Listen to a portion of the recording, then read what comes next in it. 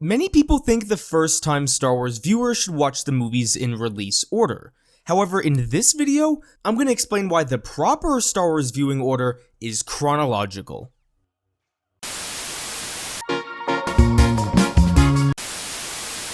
Now, before I begin explaining why I feel the proper viewing order should be chronological, there is one major disclaimer.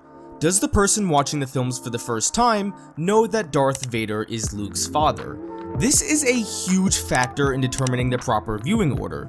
Now, I've spoken to dozens of people in my life who haven't seen the Star Wars movies, including my own father, and almost all of them, with the exception of maybe one or two people, know that Darth Vader is Luke's father. The reason I think this is important is because I believe this is the only valid reason why people should watch the originals first. However, since almost everyone on this planet knows the famous "No, I am your father" line, I don't think it's worth it to start with the originals. My second disclaimer I need to address has to do with the person's willingness to watch all the movies. If you want your friend to watch Star Wars but they are super hesitant and don't really want to, and say they give you only one chance to see if they like the series, then I would actually show them The Force Awakens first. The reason I say this is because The Force Awakens is overall a well-liked movie by casual audiences. Also, the movie is a more recent film. Not everyone enjoys older films, so it might be easier to get them into the franchise with a newer film. But on the contrary, if someone who hasn't seen any of the films is ready to commit themselves to a 9 or 11 film journey, then I say start with the prequels. So now that I've gotten those two disclaimers out of the way, why do I think starting with The Phantom Menace is better than starting with A New Hope? One reason that I feel is actually rarely brought up is the context of watching the prequels. If you watch the prequels in release order, then you already know what has to happen. You know that Obi-Wan, Yoda, and Anakin cannot die. You know that all the Jedi are going to disappear and that the Empire will rise. But if you start someone with the prequels, then they don't know what's going to happen. Imagine watching Revenge of the Sith not knowing that Anakin is going to become evil, or not knowing that all the Jedi are going to get killed, or not knowing that Padme will die either.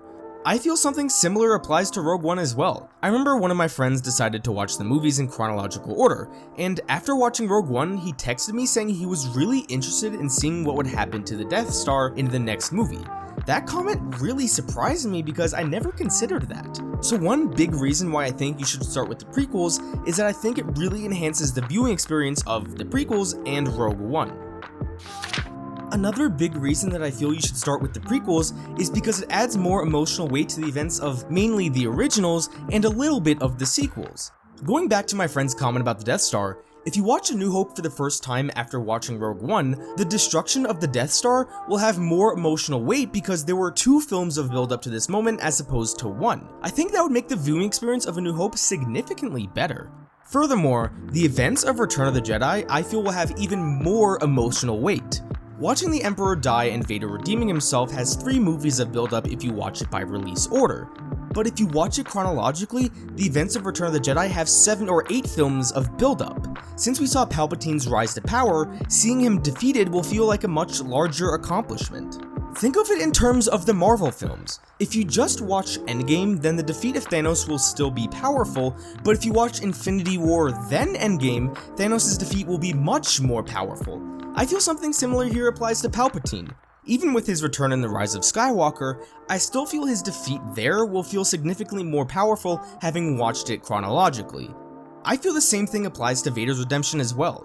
Since we saw Vader tragically fall to the dark side, the throne room scene in Return of the Jedi is just that much more emotional, and when he finally redeems himself, we see that full arc of the character as opposed to just half of it.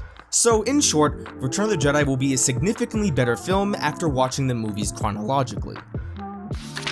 Now, before I address some of the reasons why you should watch it in release order, there are a few other small benefits I want to address. If you watch Solo before watching the originals or the sequels, I feel it adds a very small amount of weight to the future movies. Watching the originals, you will understand references like the Kessel Run or when Han and Lando meet in The Empire Strikes Back. These are really small positives, but it does add a little bit of the, oh, I understand that reference kind of feeling. Also in The Last Jedi, seeing the dice won't seem like it just came out of left field. You'll understand the importance of it because of Solo. Now, I want to address one of the counters. One counter is the Leia reveal. Instead of learning that Luke and Leia are related in Return of the Jedi, we learn this in Revenge of the Sith. I don't think this is that good of a reason, because for one, the Leia reveal in Return of the Jedi isn't even that big of a reveal. It kind of just happens. In Revenge of the Sith, you get that same reveal anyway, so you're just switching which movie you get said reveal. Now granted, you'll know they're related when they kiss an Empire, but I think we can handle it. And really that is the only good counter that I can think of. If anyone can give me other reasons why the proper viewing order should be release, chronological, or some other order like the machete order, please let me know in the comments.